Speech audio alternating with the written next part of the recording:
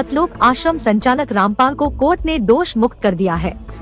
बता दें कि रामपाल के साथ इस मामले में कुल 38 आरोपी थे।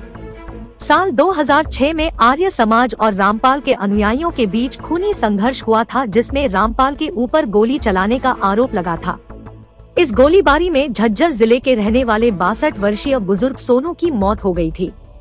इस मामले में आईपीसी की धारा 302 सहित अन्य धाराओं के तहत मुकदमा दर्ज किया गया था।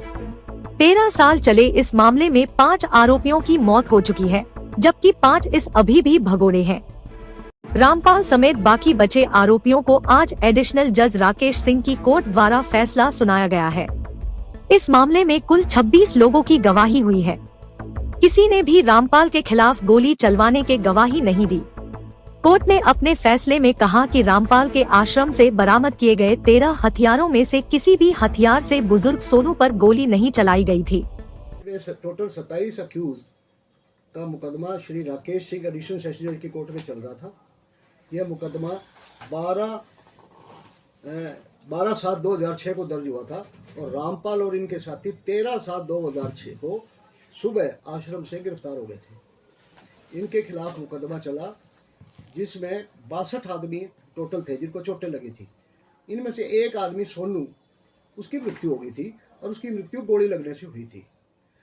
अब आज हमारे सामने 27 मुलजिम थे, जिनमें से 3 दोषियों को कृष्णकांत, देवेंद्र और सुनील को 2-2 साल की आर्म्स एक्ट के नीचे सजा की गई है, क्योंकि इनके पास जो असला था वो दूसरों का था, पर इनके पास कोई लाइसेंस नहीं था।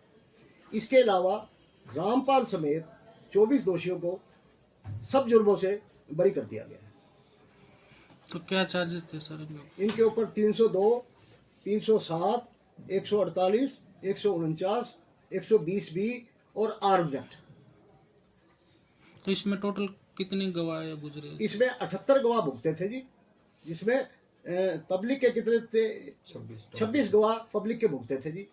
तो उनमें से किसी भी एक गवाह ने ये नहीं कहा कि मरने वाले को या जिन आदमियों को चोट लगी है कौन सी दोषी की गोली लगी और उस गोली से इनको चोट लगी, क्योंकि इन 27 दोषियों में से टोटल 14 असले बरामद हुए थे और एक भी गोली मरने वाले को नहीं लगी और एक भी गोली, जितने हमारे इंजर्ड थे उनमें किसी को चोट नहीं लगी उन गोली से।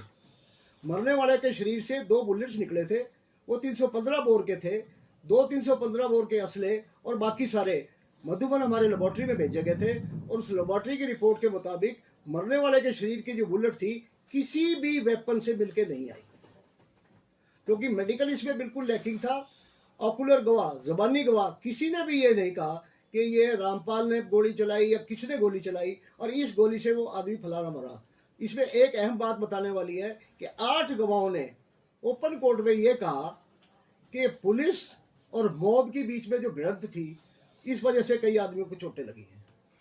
ये किस तारीख की घटना सर और किन के बीच हुआ था विवाद? ये 12/7/2006 को रामपाल के आश्रम में एक पूर्णमासी के नाम से कोई फंक्शन चल रहा था।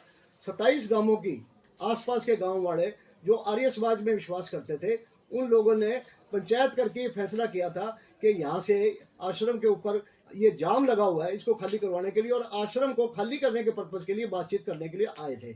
परंतु उससे पहले ही एडमिनिस्ट्रेशन को आभास हो गया था और दोनों तरफ, उधर झज्जर जिला की और इधर रोहतक जिले की पुलिस और एडमिनिस्ट्रेशन वही थी। 5-6 हज़ार पुलिस वाले वहाँ हाजिर थे, CRPF की भी बटालियन थी। इस करके रामपाल का आश्रम अंदर से बंद था और किसी गवाह ने यह नहीं कहा कि रामपाल के आश्रम से किसने गोली चलाई। FIR कब दर्ज हुई थी? 12/7/2006 को। इसमें जेल में भी रहे थे? ये जेल में जी काफी अर्सा तक जेल में रहे। रामपाल के बीच में जमानत हो गई थी, परंतु एक बार वो गैर हाजिर होने की वजह से फिर वो हिसार चले गए थे।